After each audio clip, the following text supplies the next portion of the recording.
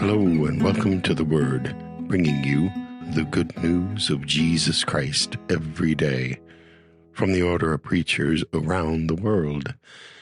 Today is Tuesday of the 33rd week in Ordinary Time, and from the United States we have Sister Elise Marie Ramirez, who is in leadership in her congregation, the Dominican Sisters of Springfield, Illinois. Her preaching today is entitled, In the Present Tense. A reading from the Gospel according to Luke. Jesus entered Jericho and was passing through it. A man was there named Zacchaeus. He was a chief tax collector and was rich. He was trying to see who Jesus was, but on account of the crowd, could not because he was short in stature. So he ran ahead and climbed a sycamore tree to see Jesus, because he was going to pass that way. When Jesus came to the place, he looked up and he said, "Zacchaeus, hurry, come down, for I must stay at your house today." So Zacchaeus hurried down and was happy to welcome him.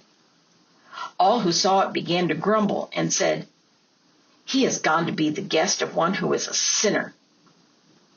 Zacchaeus stood there and said to the Lord, "Look, half of my possessions I give to the poor. And if I've defrauded anyone of anything, I pay back 4 times as much." Then Jesus said to him, "Today salvation has come to this house, because he too is a son of Abraham. For the Son of Man came to seek out and to save the lost." Some particular scripture passages and gospel stories are just so familiar, aren't they? As I began studying and praying with this one, the studying just bursted open. Did you know that scholars, as well as translators, are divided on whether Zacchaeus' declaration in this passage is spoken in future tense or present tense? You might be saying, does it matter? Let's propose that yes, it matters. For years, many of us have seen Zacchaeus as an example of conversion, the kind that happens that instantaneous encounter with Jesus in the Gospels. So powerful an experience that your whole life is turned around forever. And seriously, we're led into that direction, aren't we? With words like chief tax collector and rich man. It just begs that we profile Zacchaeus as a sinner, a big-time sinner. Yes, he fits the profile. Besides, there's the grumbling crowd, and when do grumbling crowds ever get it wrong? "Lord, I will give to the poor half of what I have, and if I have defrauded anyone of anything, I will pay back 4 times as much." And that's what we expect from a rich chief tax collector who finally gets to see Jesus. But what if Zacchaeus is not another one-and-done conversion? What if Zacchaeus is an example of ongoing conversion? Day by day, choice by choice, awareness by awareness, drawn out, lived with consistency and reflective action daily. Listen to the argued for present tense as Zacchaeus responds to Jesus. "Lord, I give half of what I have to the poor.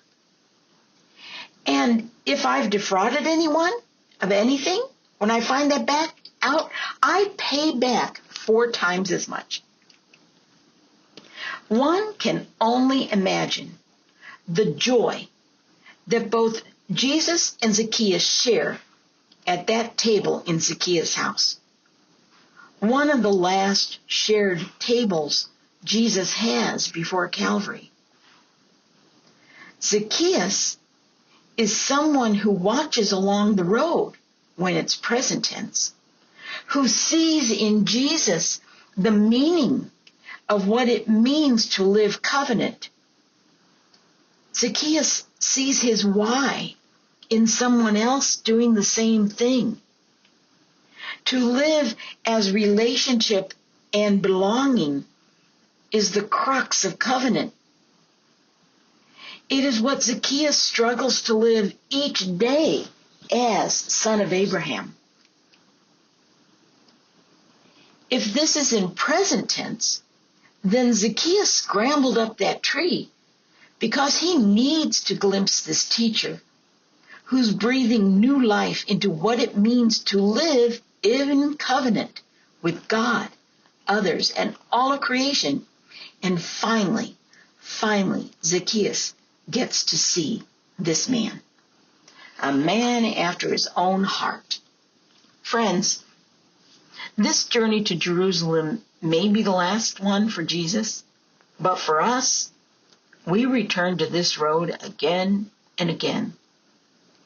And walking with Christ at our sides, healing our blindness, our penchant for creating groups of lepers, and our continuing waking up to our implicit and explicit biases, all which perpetuate division rather than allowing us to see each other as daughters and sons of the one who calls all of us into life for the life of the world.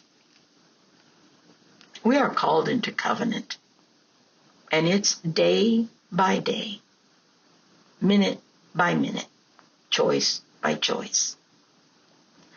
Today, it might be our turn to scramble out on a limb and name what we get right as well as what we get wrong, while we continue our own journey of ongoing conversion, participating in this delightful and full of joy Paschal mystery of life, death, and resurrection all around us.